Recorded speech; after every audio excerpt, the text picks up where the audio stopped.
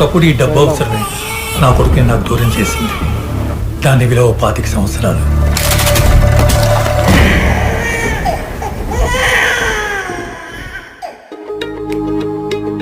పైసల కోసం కొడుకునే కుదవబెట్టాడు క్యాన్సర్ అని చెప్పి ఈ అబద్ధాలు చెప్తారా డబ్బుల కోసం?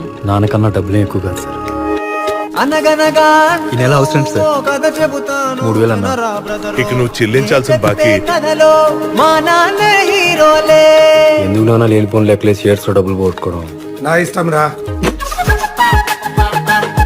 మీ ఇద్దరికి ఎప్పుడు ఉండేదేలే. ఏమన్నా? ఇద్దరం కలిసి బాగుంటాం అంటున్నా. మీ అసలు నేను గురించి ఎప్పుడైనా ఆలోచించినవారా? వస్తాడేమో ఏదో ఒక రోజు.